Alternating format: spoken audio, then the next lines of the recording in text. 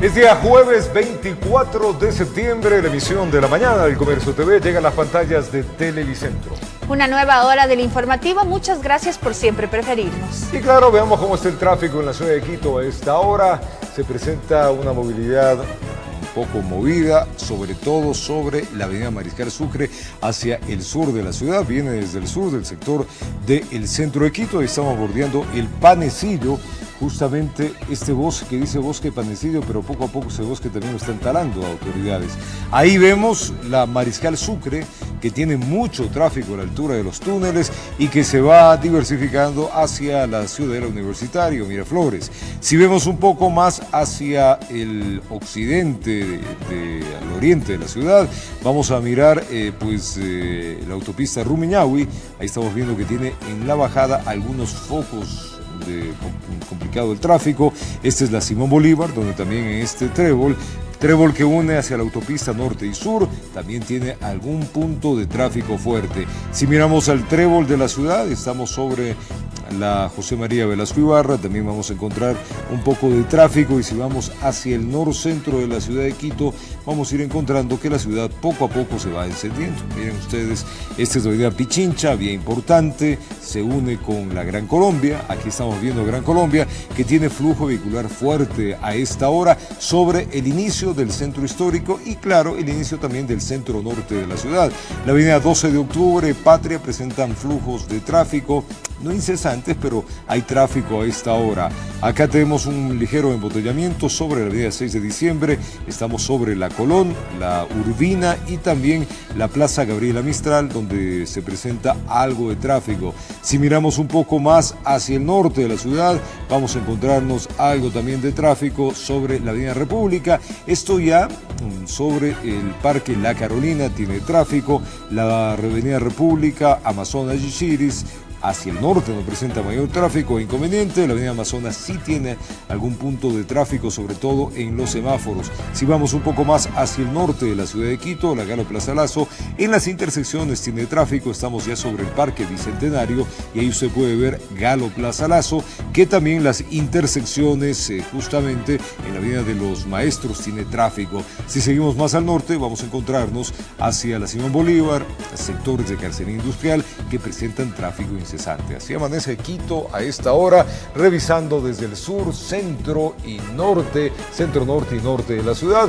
La ciudad, como está un poco encendida, ayer hubo mucho tráfico en el retorno entre las 5 y 7 de la noche, mucho tráfico y accidentes que encima más ocasionaron embotellamientos.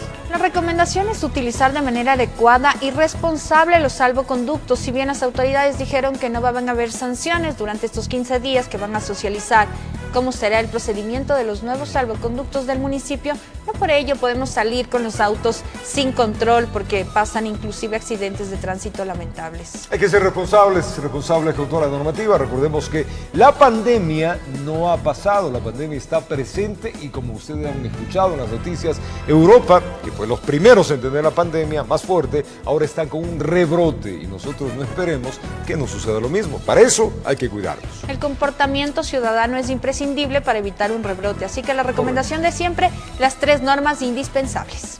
Continuamos entonces con el desarrollo informativo, porque ahora en el ámbito nacional les vamos a contar que Guillermo Lasso y Alfredo Borrero, binomio por la alianza Creo PSC, llegaron al Consejo Nacional Electoral para inscribir su candidatura, mientras el binomio de Andrés Arauz y Rafael Correa por Centro Democrático realizaron este procedimiento vía telemática. Apoyado en un bastón llegó Guillermo Lasso al Consejo Nacional Electoral CNE, en compañía de su binomio presidencial Alfredo Borrero, para presentar la documentación como parte de la inscripción de candidaturas. Perfecto estado de salud. Tuve un pequeño problema en una pierna y obviamente el médico me dice durante la terapia, te recomiendo usar un bastón. Pasando al tema electoral, Lasso prefirió no profundizar sobre el ingreso de documentación.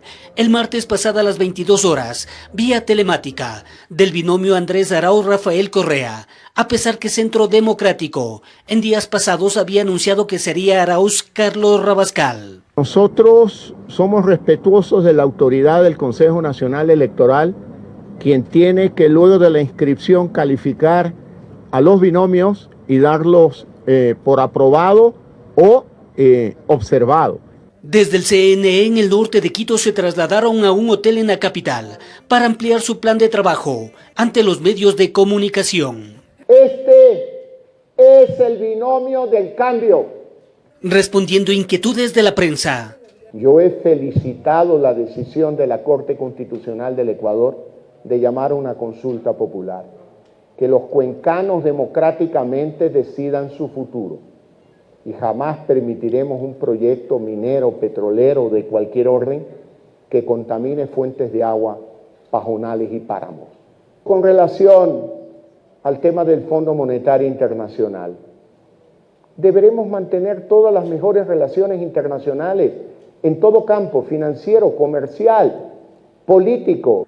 Una vez solicitada la inscripción de candidatura, el Consejo Electoral da trámite a los filtros. La Secretaría tiene 24 horas para notificar a las organizaciones políticas. Se tiene el plazo de 48 horas, se espera, para recibir objeciones de parte de las organizaciones políticas. De existir objeciones del CNE, tiene 24 horas para notificar al objetado y 48 horas para responder. De ser el caso, luego podrán acudir al Tribunal Contencioso Electoral. El Pleno del CNE ejecuta lo que determina el juez o el Pleno del TCE para incumplimiento obligatorio porque son jueces de última instancia. Informó Héctor Romero. El dilema sobre la validez de la calificación de la candidatura del binomio del correísmo sigue en duda. La parte interesada espera que la candidatura de Rafael Correa sea negada para que Carlos Rabascal ocupe ese lugar como vicepresidenciable. Sin embargo, voces de expertos constitucionalistas coinciden que esto no será posible. Veamos. La situación respecto del binomio correísta se muestra confusa desde el mismo día en que el expresidente Correa no aceptó de forma presencial su precandidatura, esto ante un delegado electoral.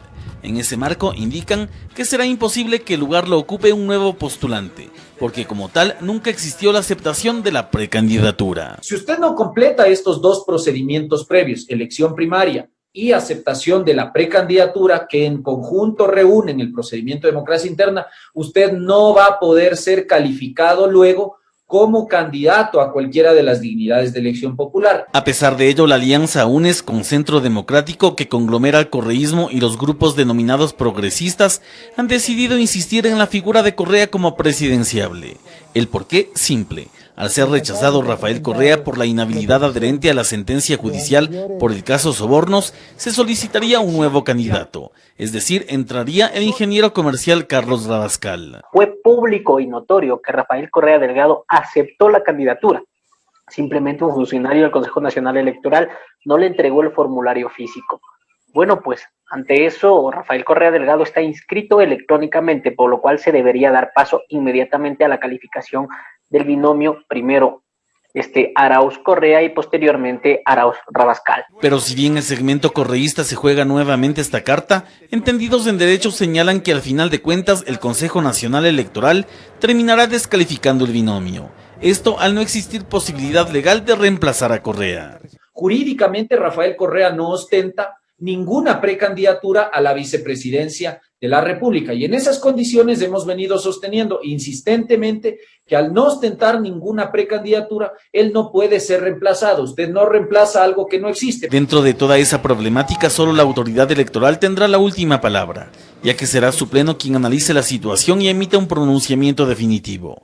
A pesar de ello, ya se puede leer algunos criterios, uno de esos el de Enrique Pita, vicepresidente del Consejo Nacional Electoral, que señala en su cuenta de Twitter: es inexplicable que el sistema de inscripción de candidaturas del Consejo Nacional Electoral permita que el binomio Arauz Correa registre electrónicamente su solicitud, cuando uno de los postulantes no tiene la calidad de precandidato por no haber aceptado de forma presencial como manda el reglamento, informó Javier Rosero.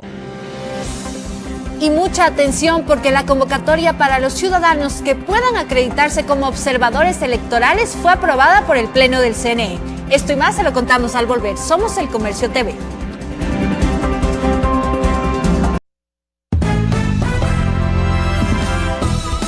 Y seguimos adelante. La convocatoria para que los ciudadanos puedan acreditarse como observadores electorales fue aprobada por el Pleno del CNE. Los interesados deberán ingresar la documentación en la página web o de la forma presencial en todas las delegaciones electorales. Veamos. Fueron 3 los votos, el de la presidenta Diana Tamaín y de los consejeros Cabrera y Acero, los que dieron paso a la aprobación de la convocatoria para que personas naturales o jurídicas puedan acreditarse como observadores electorales para las elecciones del próximo año. La observación electoral se torna en elemento fundamental para garantizar y fortalecer el control ciudadano dentro de los procesos electorales. De otra parte, el consejero Luis Verde Soto, quien votó en contra, y Enrique Pita, que se abstuvo, mostraron sus argumentos para no querer aprobar la resolución. Son requisitos para ser observador, y el requisito para ser observador es encontrarse habilitado como observador. Esto tiene cierto problema lógico. Si es un requisito, no puede, para ser la calidad de observador, no puede tener como requisito serlo, es haberlo sido. La convocatoria para que puedan inscribirse los interesados estará activa desde este 25 de septiembre hasta el 9 de octubre. La solicitud y documentos podrán ser entregados ingresando al sitio web de la página del Consejo Nacional Electoral y también de manera física en todas las delegaciones electorales provinciales. Ser ecuatoriano, tener 18 años a la fecha de la inscripción, mantener el goce de los derechos políticos o de participación, no pertenecer a ninguna organización política en calidad de afiliado o adherente permanente son algunos de los requisitos para calificar en el proceso. Informó Javier Rosero. Son las 7:17 de la mañana, es tiempo de recibir acá en el noticiero matinal del Comercio TV de Televicentro a la gerente del Banco Central del Ecuador, a la economista Verónica Artola. Economista, buenos días, desde la matriz de Televicentro en Quito, le saluda Roberto Álvarez Vandenberg, placer saludarle, ¿cómo está? Buenos días, Roberto, muchísimas gracias por la invitación, todo muy bien. Bueno, entremos así rápidamente a hablar de economía, que creo que a todos los ecuatorianos hoy en este punto nos interesa saber, economista. Y partamos en algo.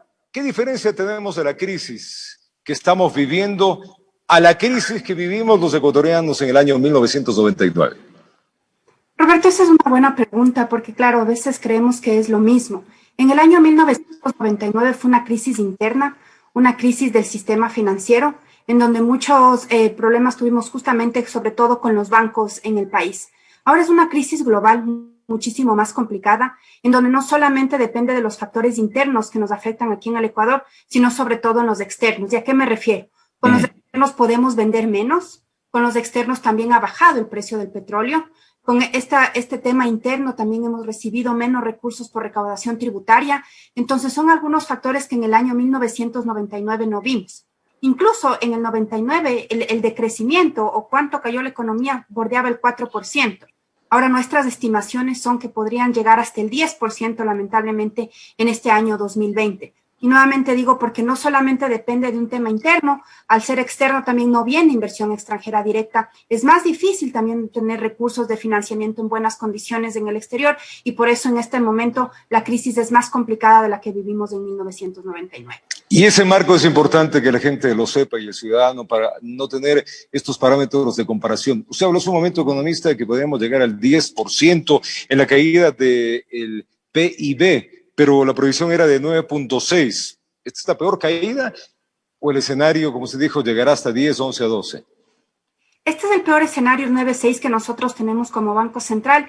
Estamos nosotros actualizando la información de cómo se comportó la economía al segundo trimestre del año 2020 y fue el trimestre más complicado entre abril y junio, justamente cuando la economía se cerró, cuando tuvimos la pandemia en su máxima expresión. Y los datos sí nos muestran que hay un decrecimiento bastante importante en ese trimestre. De todas maneras, la buena noticia, porque no me quiero quedar solamente en estos temas, es que para este tercer y cuarto trimestre estamos viendo temas interesantes. Ya algo ha mejorado el precio de petróleo. También se están mejorando las exportaciones no petroleras, sobre todo del Ecuador. Eso significa que ingresa recursos también a nuestro país. Y ya estamos avisorando que para el año 2021 se podría tener un crecimiento entre el 1,5 y el 2%. Entonces, si bien este año va a ser muy complicado, fuerte, y tampoco queremos generar falsas expectativas de que podríamos crecer en este 2020, eso no quita que para el 2021 ya habrían algunas bases interesantes para tener un desempeño diferente el próximo año. Economista Artola, démosle marco a todo lo que usted nos ha explicado. A ver, si usted nos decía del tema de la pandemia y todo lo que nos sucedió en el confinamiento que tuvimos, ¿qué peso tiene en esta caída, en esta crisis económica que vivimos, la pandemia, tomando en cuenta de que veníamos ya con una crisis de deuda fiscal y en otros aspectos? Nosotros hicimos un esfuerzo importante también con el acompañamiento del Banco Mundial, con el acompañamiento de una serie de instituciones también en el sector público para medir justamente solamente el efecto que tuvo la pandemia en nuestra economía. Entonces, de acuerdo a los datos que nosotros tenemos, el efecto del decrecimiento de la economía de la pandemia fue alrededor de 6.500 millones de dólares, solamente en esos 3 meses, de los cuales 5.500 básicamente fueron afectaciones en el sector privado. Y si vemos en términos porcentuales son alrededor de 3,3% en esos 3 meses. Significa que mensualmente decrecimos 1,1%. Entonces, son cifras que no las habíamos visto nunca históricamente en el Ecuador. Este es el decrecimiento más grande desde que tenemos información nosotros en el Banco Central, que es 1914.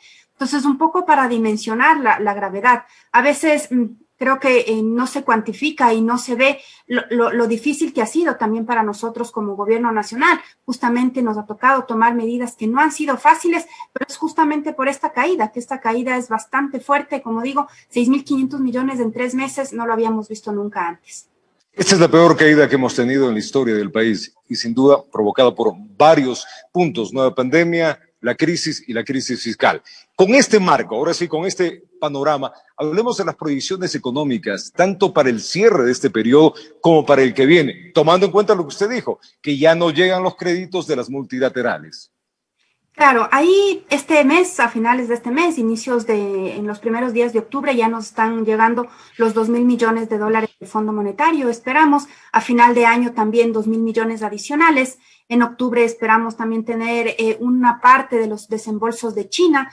Entonces, ahí la proyección, empiezo por la Reserva Internacional, que es importante también para sostener la dolarización, para tener una economía fuerte. Estaríamos esperando que bordee los 3.800 a 4.000 millones de dólares. Y ya por el lado de crecimiento económico, como decía, para el año 2021 esperamos tener un crecimiento que bordea el 2%. También esperamos que las plazas de empleo, que siempre es la variable que a nosotros como gobierno nacional nos preocupa más, también, si bien este año esperamos que pueda haber una pérdida de empleos que bordee los 400.000 empleos más o menos en este año 2020, ya para el año 2021 esperamos que se recupere por lo menos unos 200.000 empleos el próximo año, con estas estimaciones que nosotros tenemos del crecimiento del Producto Interno Bruto. Hablando del crecimiento del Producto Interno Bruto, economista, ¿cuáles son los sectores que ustedes están proyectando que serán los que crecen? Todavía por sector específicamente, Roberto, no tenemos solamente este agregado de la economía. Estamos todavía esperando que pase eso, pero lo que sí le puedo decir que estamos viendo en estos últimos meses que el sector, por ejemplo, del transporte ya se ha reactivado, porque durante la pandemia no se podían hacer ni transporte interno ni de mercancías para exportar. Entonces, estamos viendo que el sector de transporte se está comportando mejor, el sector comercio también, algo se ha reactivado la construcción. Entonces, creo que son los sectores importantes que hemos visto durante estos últimos meses que se están reactivando. ¿Cerramos positivos el año, economista? Lamentablemente, Roberto, no. Como digo, no quisiéramos generar falsas expectativas. Somos una entidad súper responsable. Vamos a terminar con un decrecimiento este año 2020, pero esperamos ya para el año 2021 tener este crecimiento de alrededor del 2%. ¿Por qué no se han presentado todavía el informe para revisar las tasas de intereses como dispone la ley humanitaria, economista?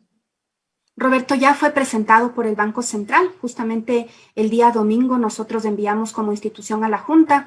La Junta el día de ayer sesionó para tratar el tema de tasas de interés. En este momento, aquí creo que es un punto muy importante para la ciudadanía. Nos encantaría como Banco Central por decreto poder decir, bueno, que se bajen las tasas de interés. Exacto. Diga, se baje por las tasas de interés, pero tenemos que ser responsables. Nosotros como institución hemos venido trabajando más de un año en analizar cuáles son las tasas de interés adecuadas, y no para beneficiar a las instituciones financieras, Roberto, creo que eso es importante, sino para salvaguardar la salud del sistema financiero y por lo tanto los depósitos de los ciudadanos, que es nuestro interés más importante. Hace aproximadamente un año nosotros como Banco Central disminuimos ligeramente las tasas de interés en el sector de microcrédito y ya hubieron algunas cooperativas que estuvieron con algunas preocupaciones por ese tema.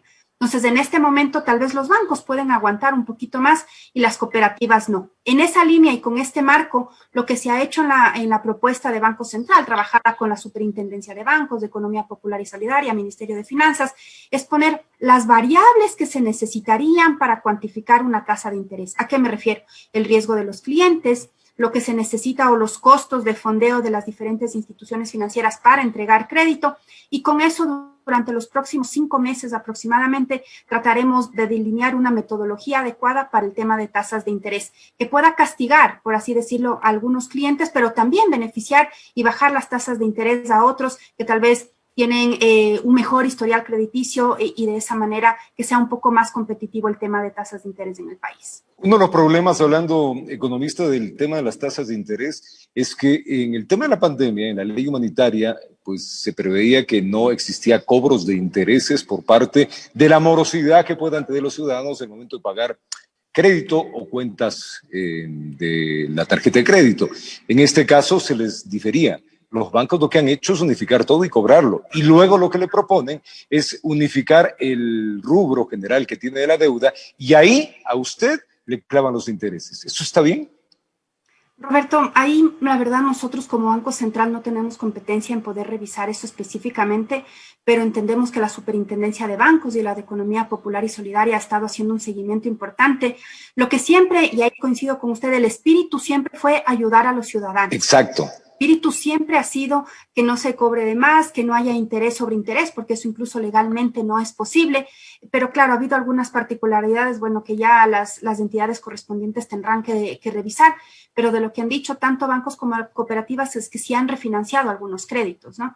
Entonces sí es importante seguir haciendo un seguimiento constante de eso para que los ciudadanos, que entendemos que somos los que estamos tan complicados en esta pandemia, exacto, vender, no pudimos, no sé, las actividades que hacíamos normalmente, incluso también algunos despidos que se dieron tanto en sector público como privado han afectado la cadena de pagos, pues es el interés de nosotros como entidades cuidar a los ciudadanos y esperamos que justamente eso se pueda hacer también en este Esperemos que rápidamente esto ya entre. ¿Hay una fecha prevista? Estamos esperando que a inicios del próximo año, es decir, entre enero e inicios de febrero, eso ya pueda ser. Como digo, el día de ayer ya se aprobó esto en el seno de la Junta de manera general y se da un lapso de 5 años para poder depurar justamente la metodología, que eso nos da enero, febrero del próximo año. Vamos a otro tema que también es de interés ciudadano, economista Artola. Se plantea reformas de autonomía al Banco Central de Ecuador. ¿Qué alcances tiene esta autonomía? Roberto, como usted conoce, y un poco para refrescar la memoria, como Banco Central en octubre del año pasado, noviembre, hicimos una propuesta para dotar de autonomía al Banco Central. ¿Y qué implica? Poder tomar las decisiones de manera autónoma, independiente, en lo que corresponde a política monetaria.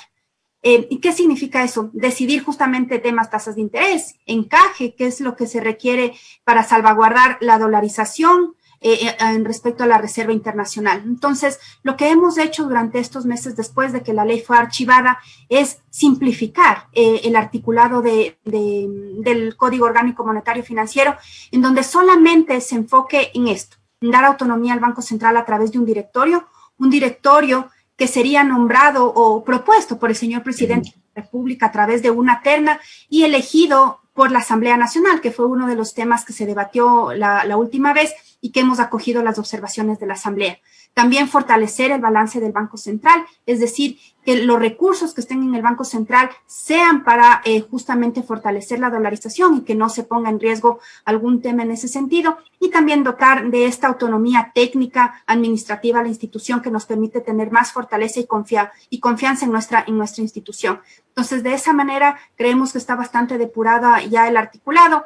A inicios del próximo año se espera poder tratar eso en la Asamblea o poner en consideración de la Asamblea, y en estos meses pues vamos a conversar justamente con los asambleístas para también, escuchar sus propuestas, ocupaciones y aclarar cualquier duda que ellos tengan. De darse esta autonomía, economista, ¿qué nomás va a regular el Banco Central? ¿Volvería como épocas antaño a regular todo el sistema financiero? La verdad, no me gusta decir que es igual a lo que pasó en su momento, porque a veces hay esa mala interpretación de que el Banco Central, entidad dorada, que el Banco Central beneficiaba solamente a las instituciones financieras, etcétera. Hemos hecho un esfuerzo muy importante como Banco Central para estar a disposición o acercarnos más a la ciudadanía.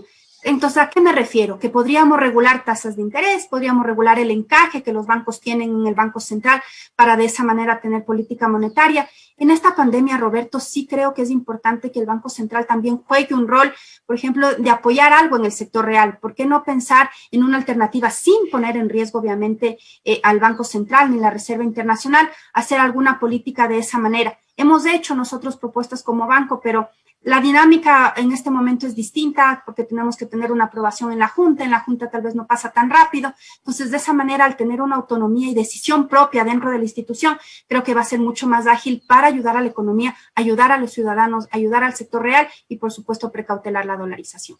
Esto de darse, también hay una fecha prevista, primeros meses del año. Estamos como programación enviar máximo hasta el mes de febrero esta propuesta a la Asamblea para que sea tratada y bueno, ahí sí ya se definirá si es una ley urgente o no y ya los plazos que correspondan en ese sentido. Economista Artola, que tengamos mejores días en nuestra economía y que las cosas vayan en mejora. La verdad es que el país necesita tener rumbos claros en todo lo que hemos planteado.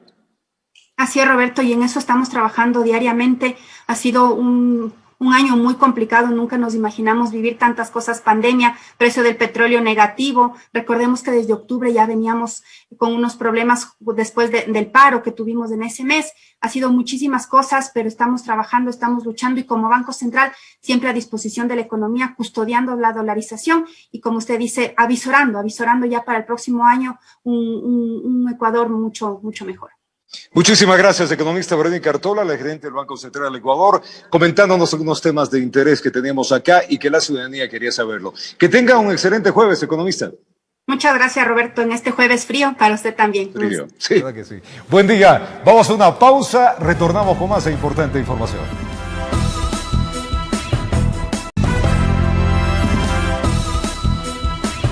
Continuamos con la información. En un conversatorio virtual organizado por la CENACYT, representantes de diversas federaciones estudiantiles universitarias expusieron sus principales inquietudes como la reducción de partidas y cupos frente a un posible recorte presupuestario. Eficiencia y calidad, ejes centrales. En un conversatorio virtual organizado por la Secretaría de Educación Superior, Ciencia, Tecnología e Innovación, se abordaron las principales inquietudes que surgen desde las federaciones de estudiantes debido a la posibilidad de un recorte presupuestario al monto designado para instituciones de educación superior. El subsecretario de esta cartera de Estado realizó inicialmente una explicación sobre los 4 rubros que conforman el presupuesto y recalcó que los montos mayoritarios corresponden a ingresos variables. El mayor porcentaje de financiamiento de la educación superior pública está en el FOPEDEUPO, que implica la recaudación de IVA y renta, y es un monto variable. No es un recorte, y eso siempre voy a repetirlo y enfatizarlo. Es la manera en que se calcula el presupuesto universitario. Una de las mayores preocupaciones estudiantiles gira en torno a la reducción de partidas presupuestarias, que afectarían aún más la contratación de docentes y generaría mayor carga horaria a los ya existentes. ¿Cómo podemos hablar de una priorización de partidas cuando en este momento existe el tema de salarios atrasados, las cosas se van acumulando y se genera un descontento? Algunas carreras de las diferentes universidades existen docentes que ya fueron desvinculados, en carga horaria a docentes que ni siquiera cumplen el perfil de esas carreras. La permanencia de carreras, sobre todo técnicas, que fueron recientemente aperturadas en algunos centros de estudio, fue otro de los temas que generaron incertidumbre, frente al cual los jóvenes demandan una solución. ¿De qué manera se puede ayudar a garantizar para que las universidades no cierren estas carreras nuevas o no cierren estas carreras que tienen ciertas particularidades donde los docentes en un alto porcentaje son contratados? Un punto reiterativo dentro de las preguntas fue el relacionado con la posible reducción de cupos dentro de las universidades. Pero la eficiencia en el manejo de los recursos para que puedan existir más cupos sigue siendo y es responsabilidad de las universidades, y eso lo quiero enfatizar con toda claridad. Informó Paola Castillo. Al periodo 1. El segmento Emprendimiento es presentado por Visa. Aquí estamos, promoviendo el progreso de los comercios locales. Esto que le vamos a contar es muy interesante. En el taller de Contrubici Ecuador se desarrollan bicicletas para personas con discapacidad. Este es un emprendimiento que experimenta con la movilidad alternativa. Preste atención. La diversión va de la mano con buenas ideas. Bicicletas para personas con discapacidades son parte del emprendimiento Construbicis Ecuador, un taller en donde se fabrican todo tipo de bicicletas, siempre pensando en la inclusión. Estos handcycles fueron pensados para personas, digamos, parapléjicas, ¿sí? Que no pueden mover las partes de las extremidades inferiores y que tranquilamente pueden controlar la bicicleta con las manos. Entonces tenemos dos sistemas, uno con motor eléctrico y otro que es para montaña completamente descenso, y tranquilamente pueden irse a disfrutar, porque aquí en Quito los triciclos son fabricados de acuerdo a la necesidad específica de cada persona. Como unos buenos amortiguadores, un buen sistema de tracción, los frenos también de una marca japonesa y que sea a la medida del usuario. Entonces siempre va a estar cómodo disfrutando del sistema. De alguna manera cumplimos con todos los requerimientos de los sistemas que ya son reconocidos internacionalmente. Si bien los sistemas son complejos, pues existen adaptaciones. Nosotros también intentamos y proponemos es que fabricarlos aquí de manera local, con toda nuestra tecnología, con toda nuestra experiencia, con todo nuestro conocimiento, y que los costos sean accesibles. Esta no es la única idea. Para quienes desean utilizar la bicicleta como una herramienta de trabajo y movilidad, también existe la adaptación de carga. La idea es que la bicicleta también empiece a generar, ¿sí? Que no solamente te solucione el tema de movilidad unipersonal, sino que empiece a transportar carga. De este vehículo se construyen pequeños negocios. Los emprendimientos nacen de la creatividad, de innovar, de pensar en sectores que no son atendidos y a los que se los puede llegar. Informó Valeria Navarro. El segmento Emprendimiento fue presentado por Vista, apoyemos a los comercios locales y digamos juntos, aquí estamos. Y la líder guaraní Nemonte Nequimo fue seleccionada por la revista Times como una de las 100 mujeres más influyentes del 2020. Nequimo se hizo merecedora a este reconocimiento por su lucha en los derechos humanos de los pueblos indígenas y territorios amazónicos. Es el rostro de la lucha incansable, del liderazgo global, que hoy hace que todo el Ecuador celebre, pero sobre todo el pueblo guaraní, pues Nemonte Nequimo, su líder indígena, es parte de la lista publicada por la revista estadounidense Time, donde constan las 100 personas más influyentes del mundo. Yo siento muy orgullosa como mujer guaraní. Esa lucha ha sido colectiva del pueblo guaraní, especialmente orgullosa de ese lucha que estamos todavía luchando a día, ¿no? Y es que fue el actor y ambientalista estadounidense Leonardo DiCaprio el encargado de escribir la reseña sobre la líder indígena, donde resaltó las demandas de Nequimo. Entre ellas está proteger el hogar ancestral guaraní y la lucha por proteger los medios de la vida de los indígenas. Ella ha cumplido su palabra y continúa siendo una voz y defensora de su comunidad. Ella inspira a aquellos con quienes habla a que carguen con la roca más cercana y caminen a su lado, mientras su movimiento continúa creciendo. Tengo la suerte de haberla conocido, y aún tengo más suerte de haber aprendido de ella. Es por eso que hoy su lucha ha dado frutos. Uno de los mayores logros de la indígena fue en 2018, cuando junto con su organización guaraní conquistaron una histórica victoria legal en contra del Estado ecuatoriano, resguardando cerca de 500.000 de acres de la selva tropical, sentando un precedente en los derechos indígenas para la región. La llegada de petroleras solo dejó contaminando en el río, en la selva. Traje a los jóvenes para que vean lo que hizo, impacto, daño que hace petroleras si entra en las comunidades. Eso nació un coraje, una defensa grande también. Con Nemonte, esta es la segunda vez que Ecuador celebra por ser parte de la lista de los líderes mundiales, con una mujer que ha alcanzado un impacto global. La primera vez el galardón fue logrado en 2018 por Cristina Jiménez, quien mostró su lucha en favor de los inmigrantes. Informó Ismenia Solórzano. Al retornar vamos a contarles que 380 ballenas piloto, conocidas también como calderones, murieron tras quedar encalladas en bancos de arena en las costas de la isla australiana de Tasmania. Todo esto y más al retornar en la edición de la mañana del Comercio TV en la señal de Televicentro. Pausa y venimos. En mi mente se escucha un vacío perenne y siento un llanto a raudales. Los días ya no son iguales, aquí nos falta alguien. Alguien se fue el amigo, el hermano, el padre, una madre se fue. Una infancia tan triste en la mesa, un espacio se ve por siempre. Alguien se fue el amigo, el hermano, el padre, una madre se fue. Una infancia tan triste en la mesa, un espacio se ve por siempre.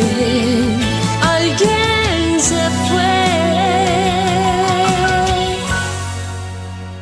La pandemia aún no termina. La responsabilidad es tuya. Cuida de ti y de tu familia.